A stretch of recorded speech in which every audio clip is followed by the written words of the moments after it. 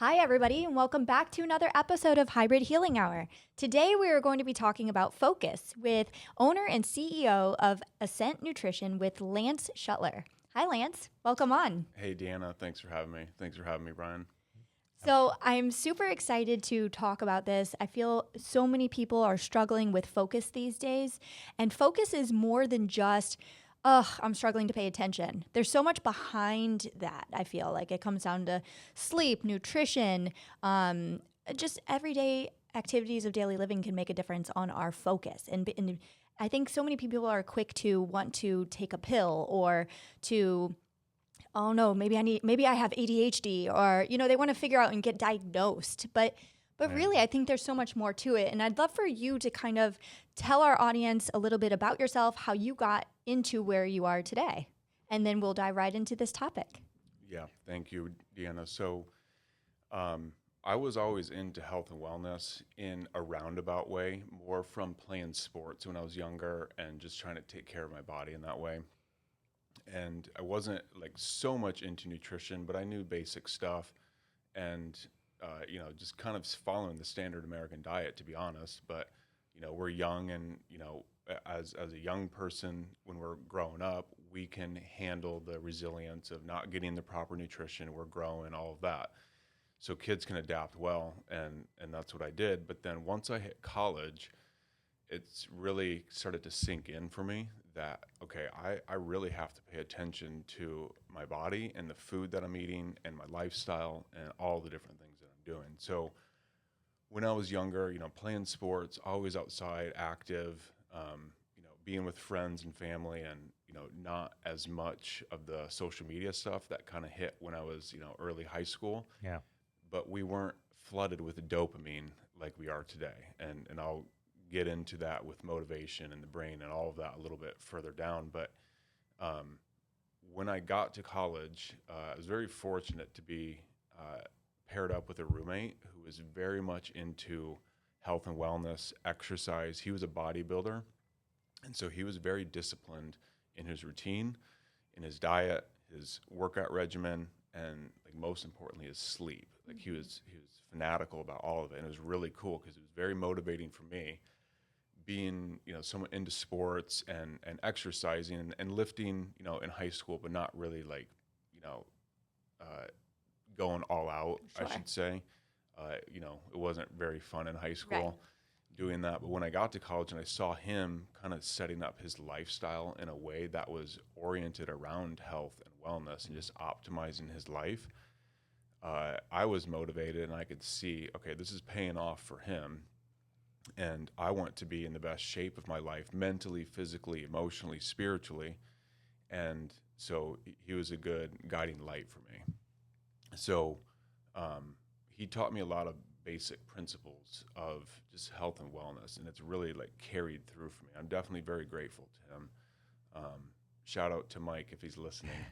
uh, uh, so like some of the first things were nutrition and making sure I'm getting enough protein, getting enough vitamins, minerals, amino acids, pairing that with the exercise regimen, and then matching that with my lifestyle of school, studying. I definitely partied in college, but it made me very mindful that, okay, if I want to train and keep growing physically, I need to be smart about how I'm going to be partying, because we know alcohol kills any sort of growth. It kills brain cells. It, damages us if we take it in excess very much. So I'm sharing all that because he set the foundation and set principles up for me to follow. And I feel like where we're at today, kind of coming back to motivation and the dopamine hits that we can so easily get on our phone, I think we as a society have kind of lost track. Not everyone, but just like in general, we've lost a lot of these basic principles of dedication, of not giving into the quick wins or the quick fixes, the quick hits of dopamine or the quick surges of pleasurable experiences, and actually taking time to go through something and work through something. So motivation stems from that, where if we're spending all of our dopamine on, let's say, the phone or social media, or trying to do something that's not really going to benefit us, maybe it's pleasurable in some way, but it's not like contributing to our growth and health, we're just, giving away that dopamine. And so trying to be motivated becomes even more difficult. And we can see that everywhere. The TikTok videos, the short videos, it's like you've got a half a second, if that, to catch someone's attention. Otherwise, people are just scrolling. And so that's where we're at today, where we need to kind of think about these things. How do we set our life up for motivation, for focus, for deep work, getting into things? I mean, I feel like willpower and routine are also two things that are lacking due to all of this. Yeah, absolutely. And I think that it ties in perfectly, because if you're doing things that you're just giving away your dopamine, giving away motivation, it is hard to feel like you have willpower and to stick to any sort of routine. We know that it's in the routine, in the process, is how you get into a flow, and you can actually start to build on things and do deep work. Right. I love the book by Cal Newport, Deep Work, where he talks about spending intense focused sessions on one project or task, something that you're doing. And again, with all these different distractions, it's very hard these days to do that. Yeah. And that's where all sorts of things can come into line. I mean, think about your phone, right? Not only do you get texts or calls, and so many spam calls and texts nowadays, right? So even if I'm not, quote unquote, like a popular person and I don't get regular texts from people I know, I'm getting blown up all the time by someone like a robot, But not only that, then you have the Instagram come across like, oh, somebody liked this, or oh, someone's live, like you get all these notifications. Like I had to turn them off. I'm like, get out of here. I'm sick of it. Like all of the Snapchats, the video, Instagram, Facebook, yada, yada. But you can eliminate that distraction, right? And I think a lot of people don't. And they hear dings and dings. I mean, you're constantly trying to be pulled in 10 different directions at one time. I'm always curious when people change their life drastically like that. Like, did you figure this out on your own? Did you use multiple resources? How did you go down this path? And what resources did you use? Yeah, multiple resources for sure, and a lot of self-experimentation. And going back to my friend, he really was, very instrumental, and he never pushed anything on me, which was cool. He knew like it was ultimately up to me, and he was never trying to be a mentor to me or be like a teacher. We were just great friends, but he was that to me. Yeah. And he knew that and knows that. And so it kind of started there, and then I started really getting into personal development and self-help, motivation, books. That was like a lot of different of the mediums that I've used, or that I used back then. And of course, as the internet's grown since that time of 2008, a lot of stuff on YouTube, listening to doctors and practitioners, listening to podcasts. But at that time, it was definitely self-experimentation, putting the work in of working out, eating the right meals at the right time. I remember a lot of the meals I didn't really want to eat, just bland and boring, but I'm like, I know there's a bigger purpose to this. I'm trying to grow and build and, be healthier, get The purpose stronger. is that food is medicine at that point, and you have to eat to heal your body or to build your body and to build the muscles, right? Yep, exactly. And I saw how my food choices would affect my mood, my sleep, my energy levels, all those things, and kind of it helped me to build a lifestyle and build my routine around that, but also my schooling and life outside of that too. So it helped me kind of put these principles in of being disciplined, doing things that you don't really necessarily want to do all the time, but you know that it's good for you, and it's ultimately going to actually end up being better. How long do you think before you started to see results? A couple months. Definitely took a couple months, but we got into it and we trained for a good year and a half. So it happened relatively quick, but it was also like a process. He was definitely more into it than I was, but I kept up with him, and it just it's just something I grew into and just kept building on. I could see, I could see that I was feeling better. I was getting stronger, and so it was motivating to keep, doing the difficult things, or not even really difficult, but just like, sticking to my process and routine. Wow. Well, and then how did you get into like your nutritional line? Yeah. So later that first year of college, it was towards the end of it. Um, I had an experience with a family member. So kind of stepping back a little bit, about 6 months prior to that, in the winter of 2007, my father, he was not feeling his best mentally. He just was sad and felt depressed. Those were his words. And we were in Iowa. It was a cold, winter there, dark, less light. All that stuff affects it. So he wasn't feeling his best, and it was more so than years prior. Wouldn't say that he felt like he was depressed years prior, but just like he had always sort of kind of dealt with it. But that year was different for whatever reason. He knew like something was not right, and so he went to his doctor to try to get help. So he went there, was put on antidepressant. It worked a little bit, a little bit better, and then would swing back down. He was switched a handful of times over about 6 months, and then in April of 2008, really kind of out of nowhere, but also kind of not, he took his life. And it was definitely out of nowhere because there was no heads up to us. We didn't have any prior knowledge that he was going to do it or even thinking about it. He wasn't talking about doing that. He wasn't doing things that made it look like he was planning for that. It was just completely out of nowhere one day. And, we know ultimately it's free will choice. That's what happens here on this planet. We have the free will to do what we want. So I acknowledge that. And I also know that those pharmaceuticals massively influenced his decision and completely warped his mind. Like, we obviously have talked about it as a family, hindsight, and kind of looked at different experiences and times. And I remember a couple times, like, looking him in the eyes, and like he was there and we were speaking, but he was not there. Right. And it was just like, it was very strange. And you could see how the pharmaceuticals sometimes can gloss people over and completely dull their mind and take them out of their own mind. So, I saw firsthand,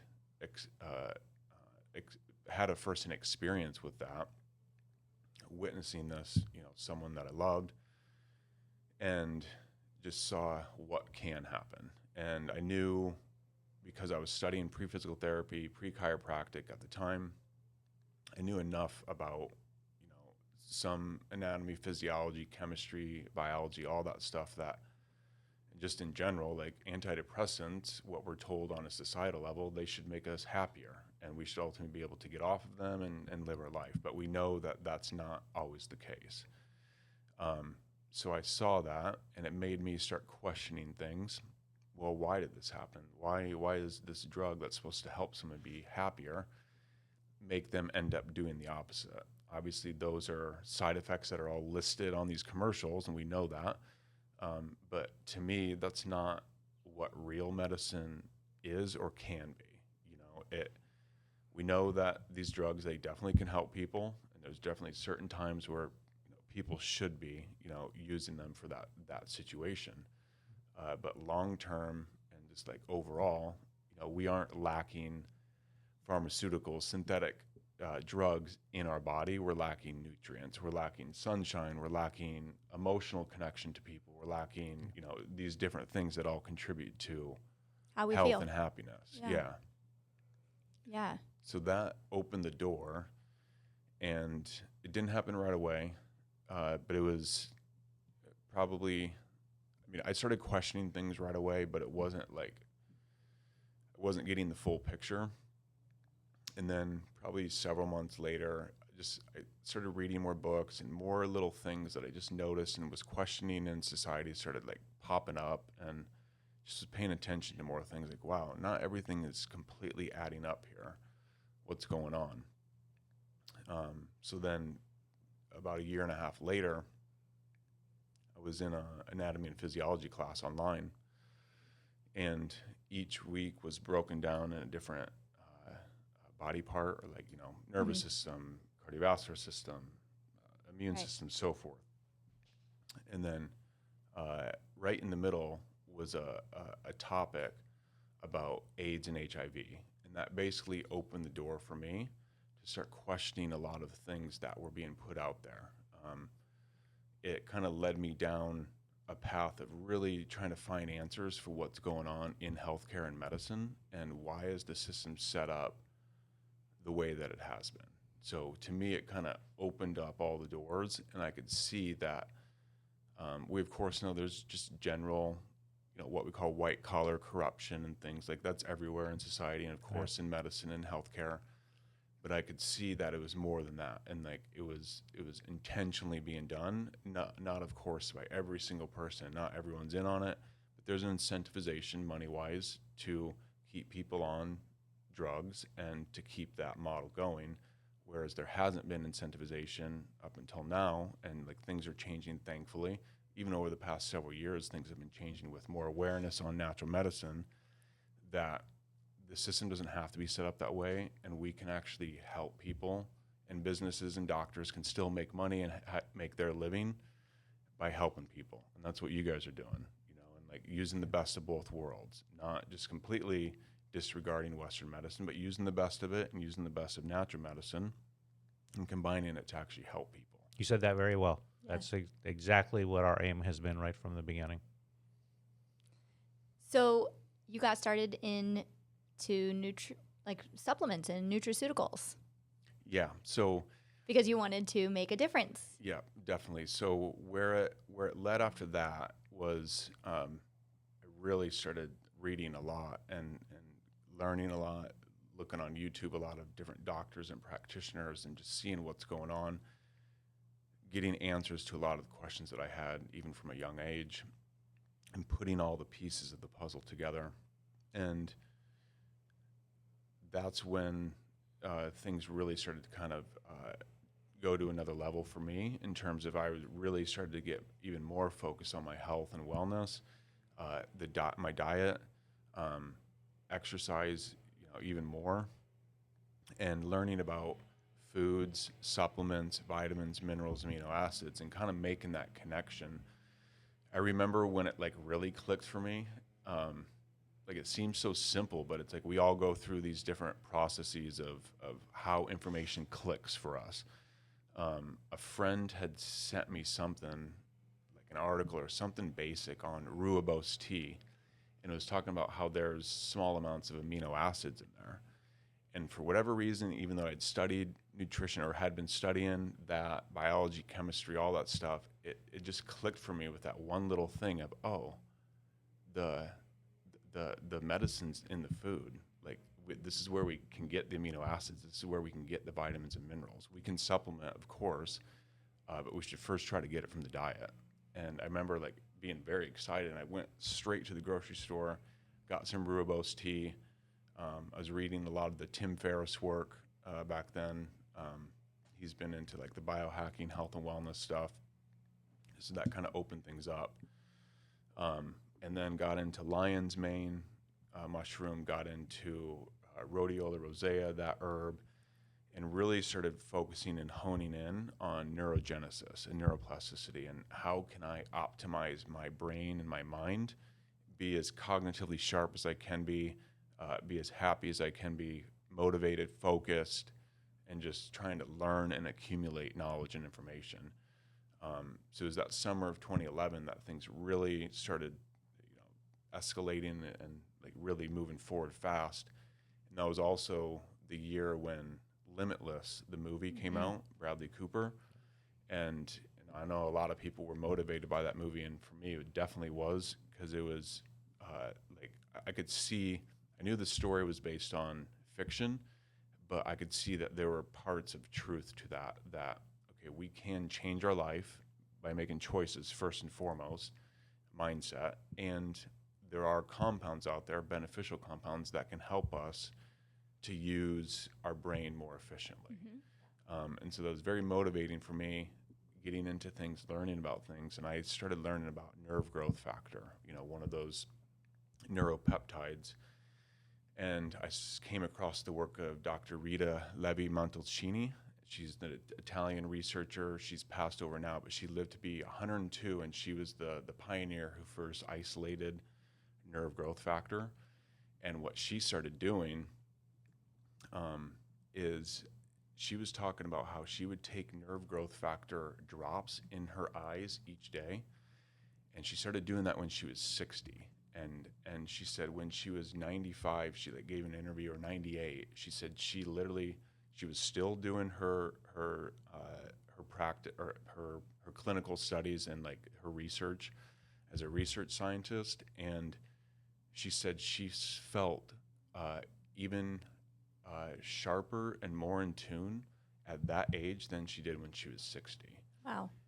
So, when I saw that or read it, or wherever I came across it, I became fascinated with NGF, nerve growth factor. I'm like, okay, how can I get my hands on eye drops? Because that looks like the thing from Limitless. Right. Okay, this is it. Let's get it. And just started reading, learning more, and realized, okay, you can't just go out and just buy this.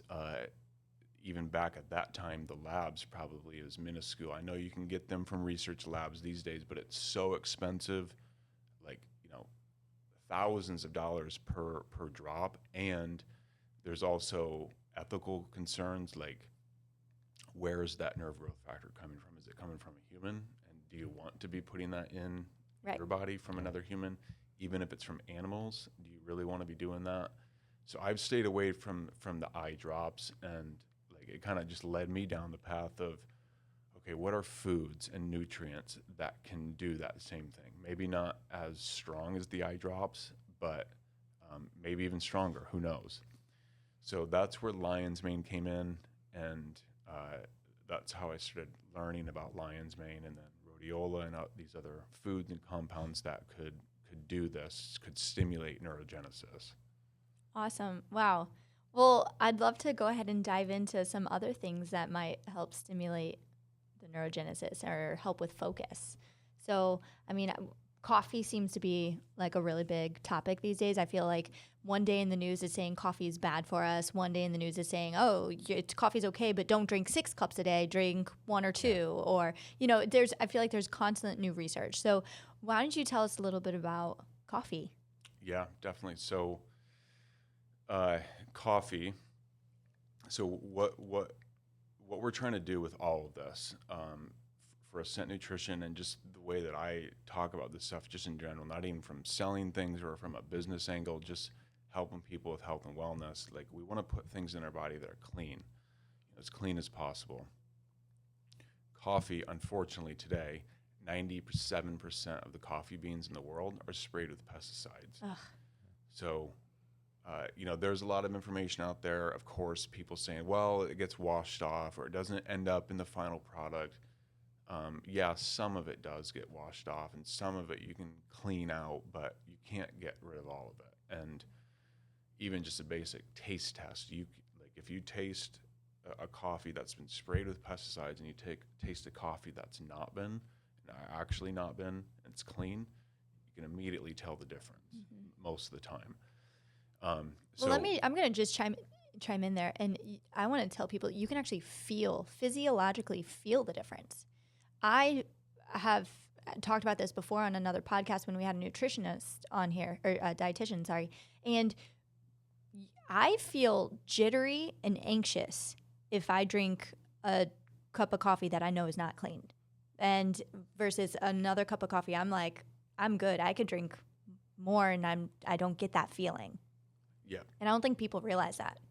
So if you've tried coffee and coffee doesn't make you feel good, it might be the coffee that you're drinking. Absolutely.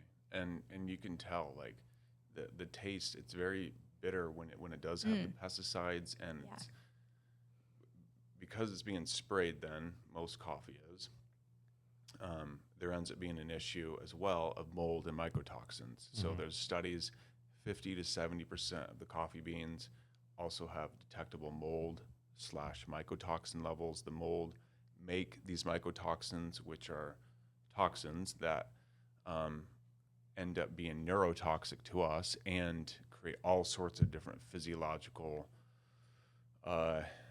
abnormalities, we can say, and just things that should not be happening.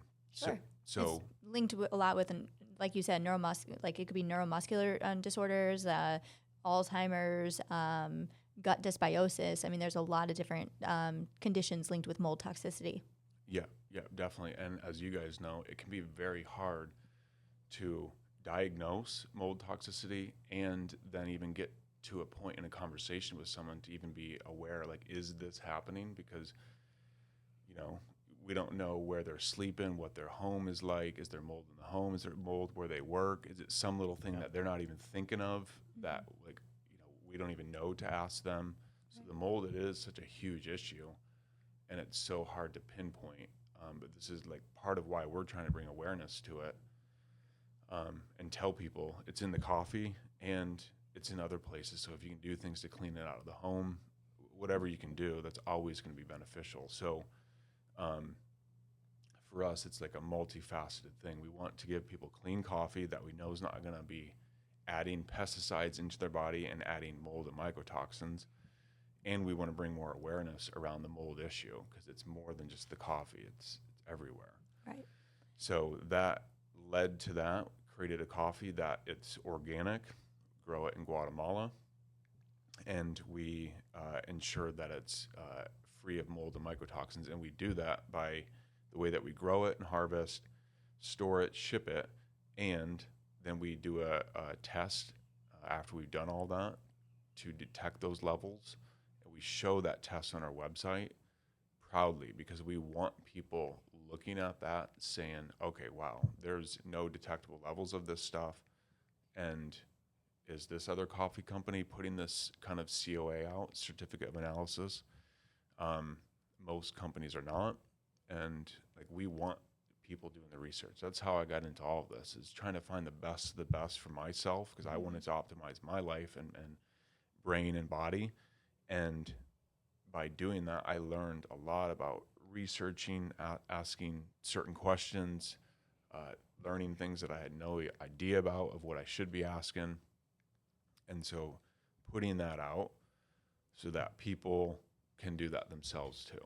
Like, we want to give people all the information so they can make their own choice. Like, we aren't positioning any of this to try to sell people or like, you have to get this, or no fear mongering. No, it's about educating. Yeah, Right. just giving people the info, letting people make up their own minds, and it's much easier that way. Well, because how many people out there drink coffee to help them become more focused and alert, right? It helps us wake up. There's a lot of benefits. Yeah. I mean, coffee also has tons of antioxidants, but if you're also, suppressing that with the toxins, the mycotoxins and the pesticides, that's not any good, right?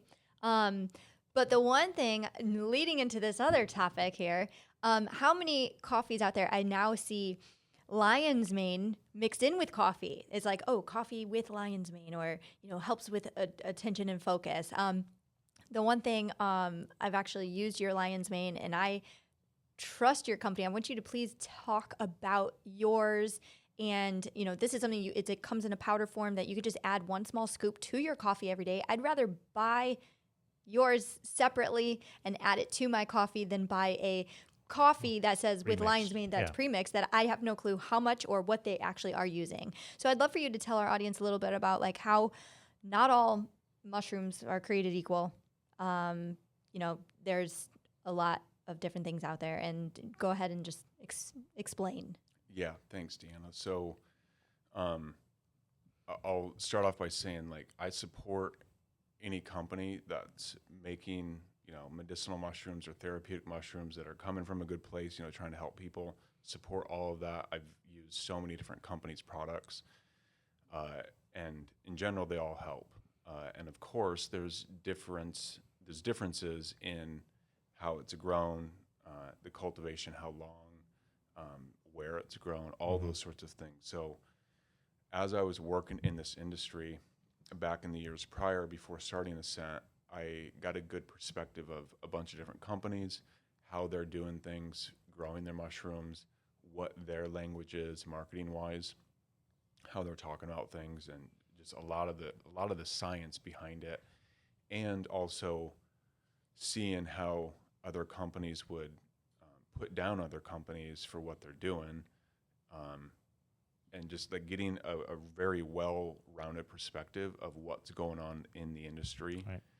with that, because there is a lot of it's not misinformation, it's not disinformation, because it's all accurate. It's just what is like even more truthful. So there's always information about, okay, the fruiting body's better or the mycelium's better. Well, yes, but it depends how long it's grown, the culture of that medium. Is that organic? What mushroom are we talking about? Because not every mushroom is like some mushrooms. The more of the medicine is in the fruiting body. Some of it's more in the mycelium. And again, other companies may come back and say different things. And I inquired with a bunch of these different ones and asked very thorough questions so I could come to an understanding of what's going to be the best for me. So I got some good information over the years and learned different things, and ultimately what we ended up creating. And I, of course, used this for many months prior to even putting it out there myself, was what we're doing. So our lion's mane, it's organic, of course. We grow it here in the U.S., and that's good and great. But there's other companies doing that, so that's not really that big of a difference. We know a lot of the mushrooms come from China. Yeah. That's not an issue like per se, just like surface level, but some places, of course, there's more toxicity where it's being grown, all Right. that stuff, the shipping time, it's just all those factors. So ideally, if we're in the U.S., we don't want to get it from China because it grows abundantly here. So why not just get it in the U.S.? So that, and then a couple of the main things that we do to differentiate is before we even inoculate and start growing that batch is we'll test the different strains of that species. So of the lion's mane, we've got literally different little batches per se of that same species.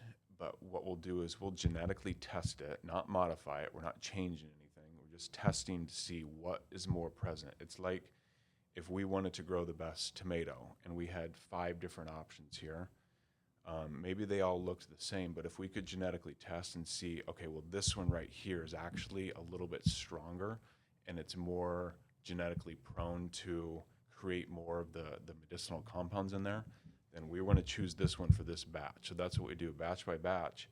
We're choosing the same species, but it's a different strain of that species, making sure we've got the most robust and just best one, so that when Wow. we do start growing it, we can maximize the constituents that are in there, and that's what we do. And so what we do with that is we will grow it longer than most companies, and what that allows us to ultimately have is a product at the end that is more rich in those medicinal compounds. And we test that and we show that, and we have compared that against all of the leading brands. I'm not going to say names because I support all of them. They're trying to help people with the mushrooms. I love that.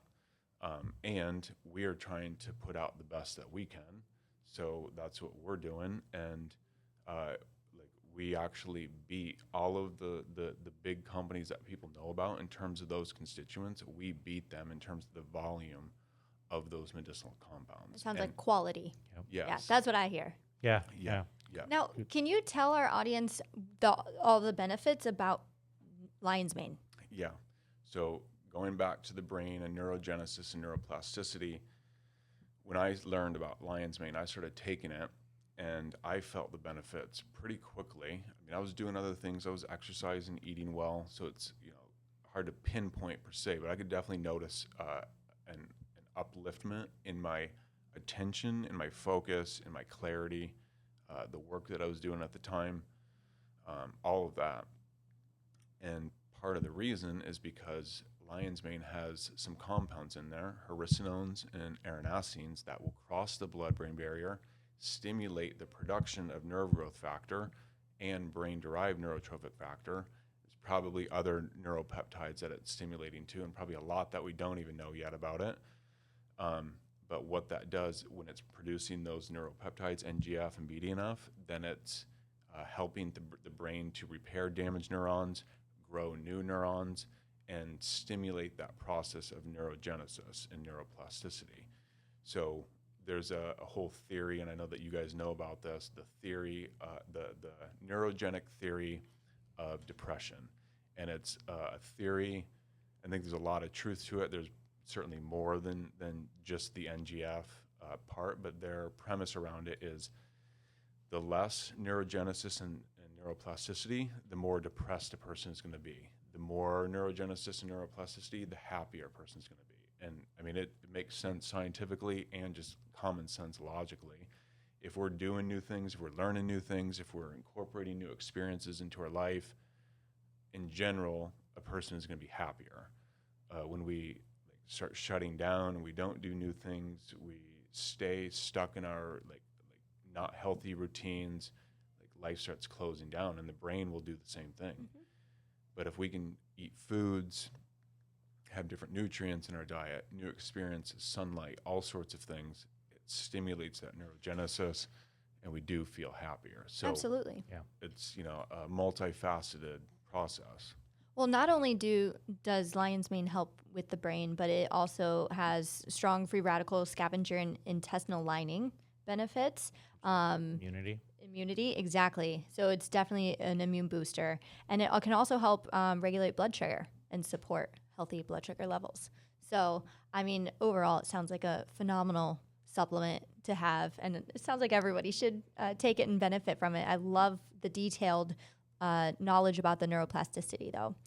Now, what about some other supplements that help with focus? Yeah. I'll come back to that. I want to say one more thing on the lion Sure. thing. You're talking about everyone should be doing it, and I agree, like we should be, and other foods that just help with that too, Back in the ancient Chinese days with the dynasties and some of the royal families, the story is that lion's mane was only kept for or only allowed to be eaten by the royalty. They wouldn't give it to the common people. Different thoughts and theories behind that, but it was reserved for royalty. Oh, and wow. They said it would give people memory of a lion and nerves of steel. Like that's one of the sayings around it. And I definitely think it does improve memory, or it can, for some people and probably many people. And the nerves of steel, I think that also is true too. Obviously not literally, but it does build our nervous system, and it does make us more robust and stronger, and give us the ability to just feel more like grounded and present in our body and not as frazzled, because if we have less, if our nervous system is frazzled and we're not, like our neurons are not firing and wiring together as they should be, like we know that the body is going to feel literally less physically strong. We're going to feel weaker. We're going to feel just more vulnerable to little things, emotional things or physical things, cold weather. But if we're building up our nervous system and brain, then we are more resilient to stress physically Absolutely. and emotionally. Yep, absolutely. And confident. Yeah. Yep. Great Yeah. point. And then I want to really talk about your algae product, your algae oiled with DHA, because we're big proponents of, heart healthy supplements. We're big proponents Omega-3. of omega-3 in general. But let's learn about yours, because yours is more about the DHA. So Yeah. please educate. Yep. So as like part of this whole journey, I started learning about light and the brain, more of the brain and light and how light affects the brain and neurotransmitters, and just a more comprehensive picture of what's going on. And I knew that omega-3s were important, obviously, and I'd taken them when I was younger through fish oils, and I don't know if I really felt anything because it was back when I was quite young, but I knew in general it was good for us. And we've been told that, and it's true because these compounds, these omega-3s, are beneficial and necessary for our physiology. So, the fact that they're called essential fatty acids, meaning we have to get them in the diet. The body can't just produce them like that. So I started seeing, and kind of as I was learning all these things, okay, well, what's the question that came to mind was, what's the most optimal source of it? What's the cleanest source of the omega-3s? And what's the best? Like, there's got to be a difference in all these different fish oil pills. What's going on here? So it led me down the path of realizing that omega-3s and fish oils exactly are actually the middleman. They're the second step in the chain. The first step, the source of omega-3s, is algae, and that's coming from the ocean through photosynthesis, the light, and that algae grows, and some species of algae are more rich in different compounds, and some especially rich in DHA and EPA. So there's a strain of algae out there that we learned about and then started extracting through water or with water to make what we've got. So I'll kind of step back a little bit more. So fish oils, because they're the secondhand source, like, I wanted to find what's the source, found the algae, and saw that there's other algae oil companies out there creating omega-3s. But for me, it was, okay, well, what's the cleanest? What's the cleanest one of these? And I found the companies, and I did my research and saw that most of them are still using seed oils to preserve. They're using hexane to extract. Yeah. And they're altering the natural ratio of DHA to EPA in that algae. By the way that they have to use hexane or their extraction methods, they're actually converting some of those compounds, and they alter it to where that ratio is thrown off. So what I mean by that is the human brain, and this is from a study on PubMed, and there might be other ones saying different things, but this is what I've found, that the human brain needs 250 to 1 DHA to EPA physiologically. So DHA, it's a building block of the neurons, and it actually will go into the neurons, and it's a physical building block of it, hence the name essential fatty acids. We have to get them in. This is why pregnant mothers are told, take your DHA or your fish oil for your developing baby's brain and eyes and heart. Neurons, all everything. Yeah. Yep. So what we've done is, okay, we're water extracting, so we're not using hexane. We're not using seed oils to preserve. What we do is we'll put in an antioxidant, tocopherol, minute amount, because we don't in just a super small amount. And then we'll put in organic cold pressed lemon peel oil. And that also acts as an antioxidant, as a preservative, a natural, real preservative, not natural lemon flavor. Mm-hmm. It's literally organic cold pressed lemon peel oil from the lemon peels itself for the taste aspect and as the preservative. So that's what we're doing, and then kind of coming back to the ratio. When we water extract, we aren't messing up nature's ratio found in the algae. So that algae strain naturally is about 100 to 1 DHA to EPA. So per serving, it's 1,000 milligrams DHA, 10 milligrams EPA. And that most closely of what I've found out there on the market today, our product most closely matches that 250 to 1 human physiological need. We're 100 to 1. The brain is 250 to 1. You'd think that's a big difference, and it is, but if you look at all the other companies, they're doing more like 1 to 1 or 2 to 1. And yes, definitely we know EPA is beneficial. It helps us, so many benefits to it. There's so many great studies. But for the brain and neurogenesis and building up the brain physically, it's more so the DHA that we need than the EPA. Correct. Yep. Yeah. Yeah. And from my knowledge, the EPA does not cross the blood-brain barrier like the DHA does. Yeah. And so, yeah, I like you said, EPA has a lot of benefits out there itself, but Yeah, mostly cardiovascular, exactly. but we're talking about the brain today. So, is the algae that you use, is it farm raised or is it wild? Great question. So it's wild in terms of the strain is from the wild, and then we will grow it in hermetically sealed tanks with super clean water. And we're testing all of that. We're testing all. We show the COA on that too, proudly and openly on that one as well, because we want people researching all the stuff that I just described. Like I went through that process myself, looking at all the stuff from these companies. And a lot of it I just learned. I didn't know exactly what I was looking for, but it became clear as I was going down that path.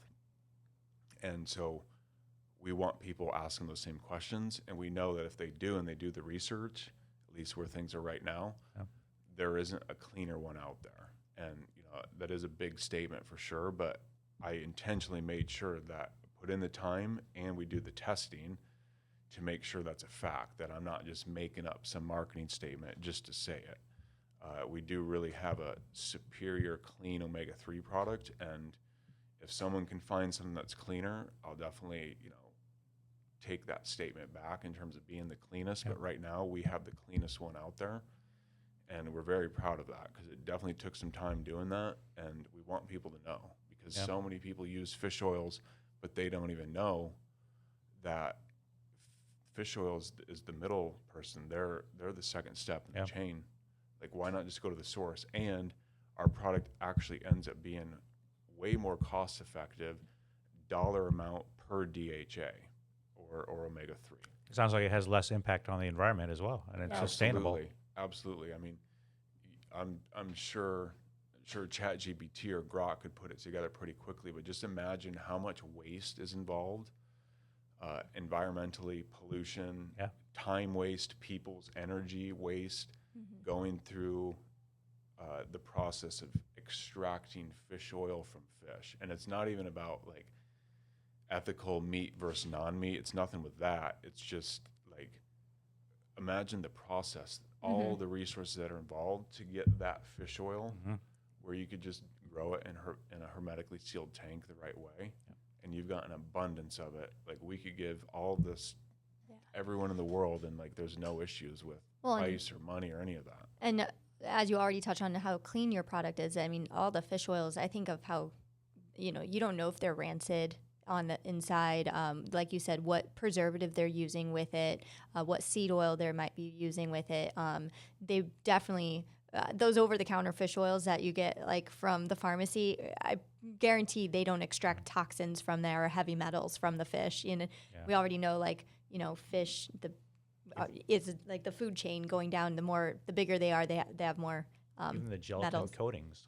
Exactly. Yep. So, wow. Yeah. So we only have like a few minutes left, but you have one more product that I really want to touch on is called Neurotropic Focus. And this has ginseng and ginkgo. And this is stuff that I think we get asked a lot about especially the ginkgo. I think that's one of the ones out there that people hear about on, the radio, or they see it in other supplements or whatever. So please talk briefly about that. So ginkgo, as we know, it's a vasodilator, so it's dilating the blood vessels.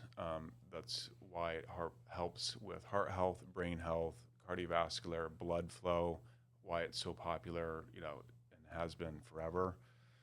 I love ginkgo. I've been using it almost this whole time. I mean, obviously not every day, but going back to that time since 2010, I've been using it very consistently. Love it. There's so many different compounds in there that help us. There's something cool, like kind of going back to the college days and where I went to college, University of Iowa. I don't know if this was intentional, but it would be cool if it was. So the University of Iowa campus, they've got in Iowa City, Iowa. It's an older town, but very up and coming, and like a lot of activity going on there. College school. The school's been around there for a long time, 150 plus years, and all around the campus there's massive ginkgo trees growing. And in the spring it's beautiful, you can see them, and then in the fall it turns that golden color.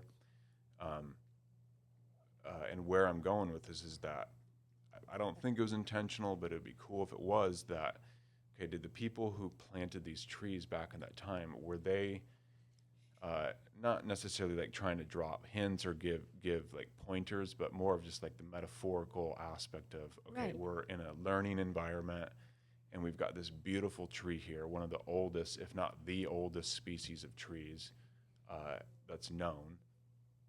And it's got all these medicinal compounds in there, and it's beneficial for the brain. And if you look at it, you know, the doctrine of signatures, it looks like both hemispheres of the brain, hence it, you know, should be benefiting the brain, and we know that scientifically now it does.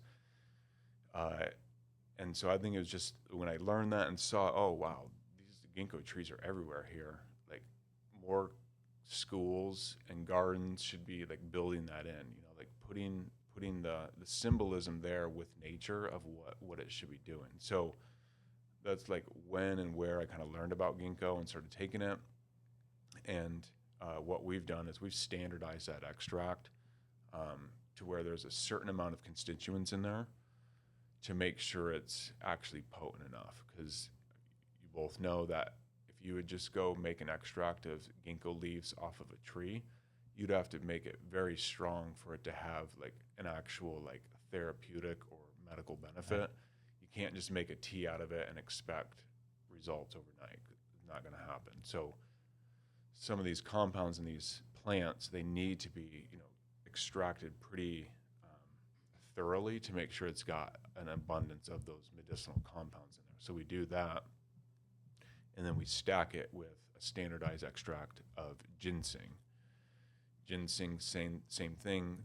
Those ginsenosides, those stimulate neurogenesis and neuroplasticity as well. NGF particular. We know libido, cardiovascular wise, energy wise, ginseng is so great. When I was learning about ginseng, just saw that, okay, there's a lot of over harvesting being done, so we have to be very particular with the sourcing of it and make sure it's done the right way. So all of that's done with that in mind. That's wonderful. Yeah. Yeah. I mean, essentially what I'm learning from today is not all things, not all supplements, nutrients, minerals, wherever you get them are created equal. And I love how you've put the time and the effort and the testing into your products. And so we've talked about 4 great products that help with brain and focus, and I hope you all have learned more. So Lance, can you go ahead and tell our audience how they can find you? Yeah, so our website is goascentnutrition.com. We're on all the social medias, either under Go Ascent Nutrition or Ascent Nutrition. Just depends on the handle. And then my website, lanceshuttler.com, and I'm also on all the socials as well under Lance Shuttler. Happy to help answer any questions, point people in the right direction, all of that. And everything that we do, it's never from a sales angle. Like, the money comes if you're doing things from the right place, and that's what we do. And we're just trying to give people good information. And awareness. Yep. Great. Thank you. Thank you for coming on. Yep. Thank you both.